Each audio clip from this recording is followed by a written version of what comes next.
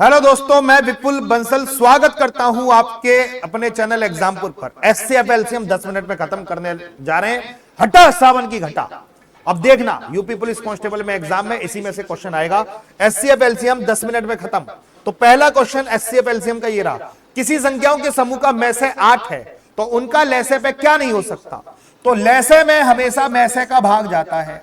मैसे दे रखा है 8, जौन सी भी संख्या में 8 का भाग नहीं जाएगा वो मैसे नहीं लैसे नहीं हो सकता। इसमें 8 का भाग जा रहा है, इसमें 8 का भाग जा रहा है, इसमें 8 का भाग जा रहा है, लेकिन 150 में 8 का भाग नहीं जा रहा है, तो ये सी लैसे पे कभी नहीं हो सकता। दूसरा क्वेश्चन, दो सह अभाज्य संख्याओं का गुणनफल 77 है तो उनका लैसे पे क्या होगा। तो सह अभाज्य संख्याओं का लैसे पे उनका गुणनफल ही होता है, उनका गुणनफल ही उनका लैसे पे होता है। बहुत से 11 बोलेंगे, बहुत से 7 बोलेंगे, गलत हो जाएगा। तो उनका गुणनफल 77 है तो उनका लैसे पे भी 77 होगा। तो लैसे पे क्या करना है, 77 करना है। अगर इनका मैसे पे पूछा जाता तो 1 बोलते। तो सहअभाज्य संख्याओं का लैसे 77 और मैसे 1। ये बात बिल्कुल क्लियर हो गई। उम्मीद करता हूं कि ये बात अच्छे से क्लियर हो गई होगी।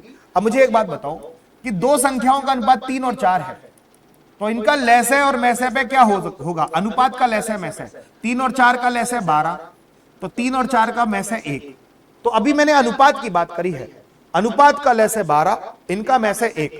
अगर मैं दो संख्याओं का अनुपात लिखता हूं 5 और 6, तो जल्दी से बताओ इनका लैसे कितना होगा 30, इनका मैसे कितना होगा 1।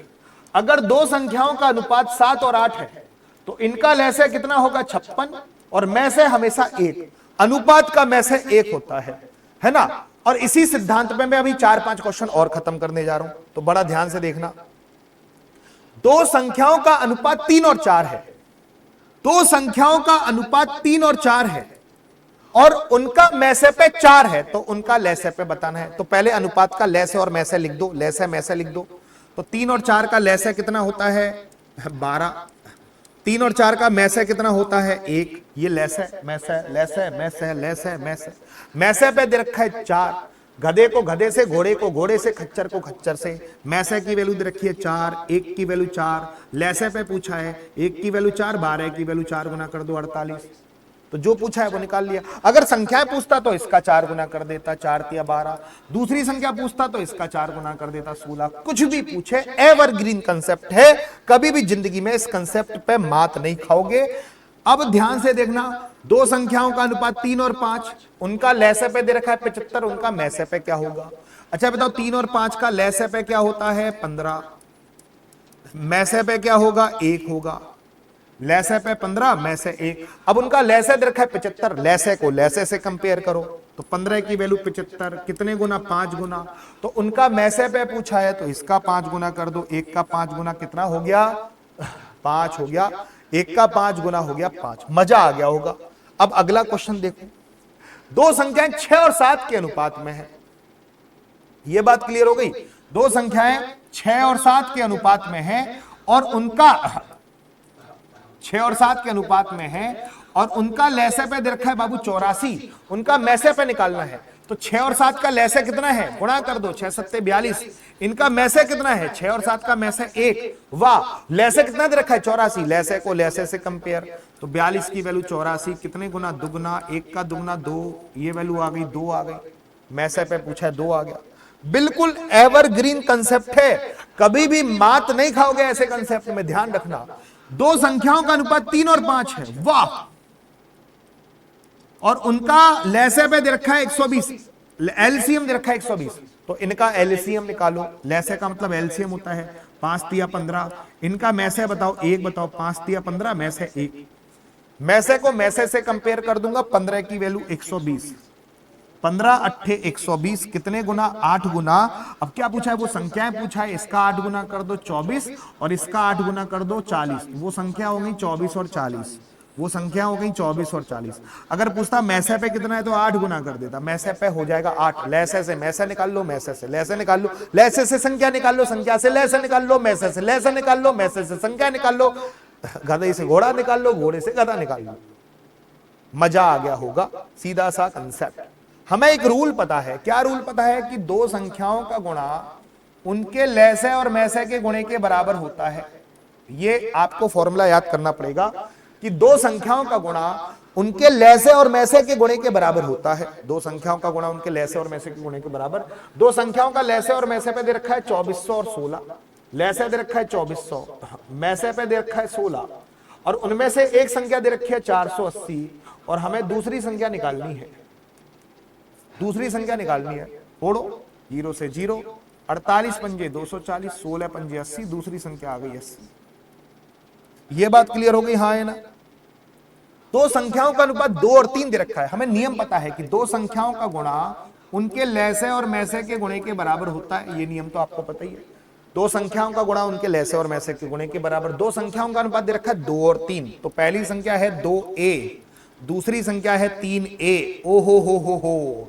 अब उनके लैसे और मैसे का गुणनफल दे रखा है 7350। गुणनफल दे रखा है 7350। तो लैसे और मैसे का गुणनफल दे रखा है 7350। वाह।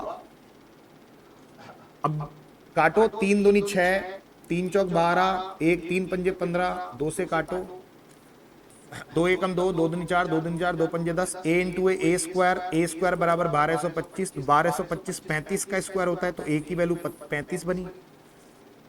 तो दोनों संख्याओं के बीच अंतर निकालना है। तो पहली संख्या 2a थी, दूसरी संख्या 3a थी, और दोनों संख्याओं के बीच का अंतर a है। तो a की वैल्यू मैं निकाल चुका हूं 35, 35। a की वैल्यू मैं निकाल चुका हूं 35। ये बात क्लियर हो गई?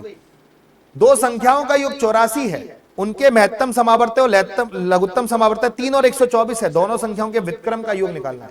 कभी भी दोनों संख्याओं के व्युत्क्रम का योग निकालना हो तो सीधा सा concept, a plus B upon लैसे इंटू मैसे। दोनों संख्याओं का योग और नीचे लैसे और मैसे का गुणा कर दो। कोई भी दिमाग में बात लाने की जरूरत नहीं है। दोनों संख्याओं का योग 84 है, लैसे मैसे ये दे रखे, तो 84 में 3 और 124 का भाग दे दो। 84 में 3 और 124 का भाग दे दूंगा। 84 में 3 और 124 का भाग दे दूंगा। तो 84 में 3 और 124 का भाग दे दूंगा। तो 3 दूनी 6, 3 अट्ठे 24, 4 से काटो, 4 तिया 12, 4 एकम 4, 4 सत्ते 28। तो भैया 7/31 आंसर स्वाहा। 7/31 परफेक्ट उत्तर होगा। मजा ही आ गया होगा। ईमानदारी से बताऊं, वह छोटी से छोटी संख्या ज्ञात कीजिए जिसमें से 7 घटाने पर 15, 24, 28, 32 से विभाजित हो जाए। वो 15 से, 24 से, 28 से, 32 से, इन सबसे विभाजित हो जाए 7 घटाने पर। हमेशा कभी भी ऐसा क्वेश्चन आए तो ऑप्शन से करो, 7 घटाओ सब में से, तो ये बनेगा 10,080। इसमें से 7 घटाओ 10,060, इसमें से 7 घटाओ 10,070, और इसमें से 7 घटाओ 10,090। अब 7 घटाने पर इनसे विभाजित होनी चाहिए। अब देखो विभाजकता का नियम लगाओ।